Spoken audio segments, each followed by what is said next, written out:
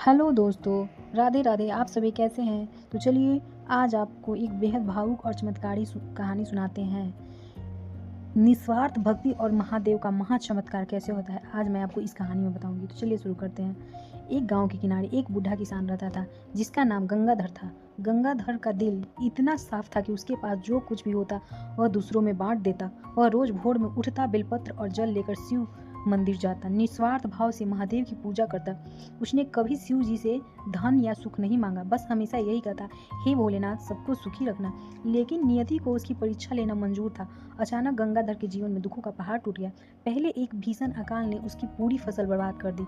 फिर गांव के एक चालाक साहूकार ने धोखे से उनके छोटे से घर और जमीन पर कब्जा कर लिया। गंगाधर अपनी बूढ़ी पत्नी के साथ बेघर हो गया। दुखों का सिलसिला यही नहीं रुका। भीषण सर्दी के मौसम में उसकी पत्नी गंभीर बीमारी से पीड़ित हो गई। वह तेज बुखार और दर्द से कहराती रहती, पर गंगाधर के पास दवा तो दूर, 2 वक्त की रोटी के पैसे भी नहीं थे। जो बूढ़ा आदमी कल तक सबको खाना खिलाता, आज वह खुद दाने दाने को तरसने लगा।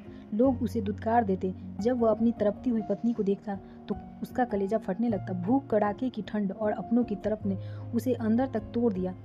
उसका दुख अपनी अंतिम सीमा तक पहुंच चुका था। इतने भयानक कष्टों के बाद भी गंगाधर ने महादेव से अपना विश्वास नहीं खोया। वह अपनी आधी मरी हुई पत्नी को गोद में लेकर फूस की एक टूटी झोपड़ी में बैठ गया। उसने मिट्टी से एक शिवलिंग बनाया, आंसुओं से उसका अभिषेक किया और बिलखते हुए बोला, हे आशुतोष, हे महाकाल, मैंने कभी जीवन में किसी का बुरा नहीं किया। मेरी पत्नी का दर्द अब मुझसे देखा नहीं जाता। अगर प्रेम मेरे प्राण लेने से इसका दुख मिट जाए तो मेरे प्राण ले लो प्रभु। गंगाधर के इन निश्चल और दर्द भरे शब्दों ने कैलाश पर्वत को हिला दिया। अचानक कड़ाके की ठंड वाली रात में चारों ओर एक दिव्य गर्म रोशन फैल गई। हवा में डमरू की मधुर और गंभीर ध्वनि गूंजने लगी। स्वयं भगवान शिव और माता पार्वती प्रकट हुई। महादेव ने मंद मुस्कान के साथ कहा, उठो उठो गंगाधर, तुम्हारी निस्वार्थ भक्ति और सहनशीलता की परीक्षा पूरी हुई। भगवान शिव ने अपना हस्त कमल गंगाधर की बीमार पत्नी के सिर पर रखा।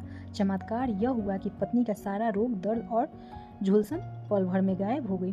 वह पूरी तरह स्वस्थ होकर उठ बैठी। महादेव के एक संकेत से साहूकार का हृदय परिवर्तन हो गया। वह रोते हुए गंगाधर के पैरों में गिर पड़ा तथा उसकी जमीन और घर सादर वापस लौटा दिया। देखते ही देखते गंगाधर के बंजर खेतों में सोने जैसी फसल लहलहाने लगी और उसका टूटा घर एक सुंदर सुखद भवन में बदल गया। गंगाधर और उसकी पत्नी रोते हुए महादेव के चरणों में गिर पड़े। शिव जी ने उन्हें आशीर्वाद दिया कि उनके जीवन में अब कभी दुख और कमी प्रवेश नहीं करेगी।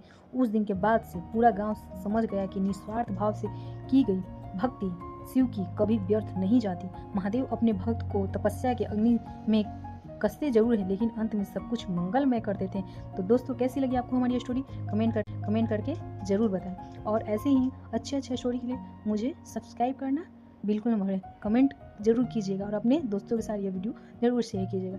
तो बोलिए Har Har Mahadev. Thanks for watching. Bye bye दोस्तों, मिलते हैं नेक्स्ट वीडियो में अगले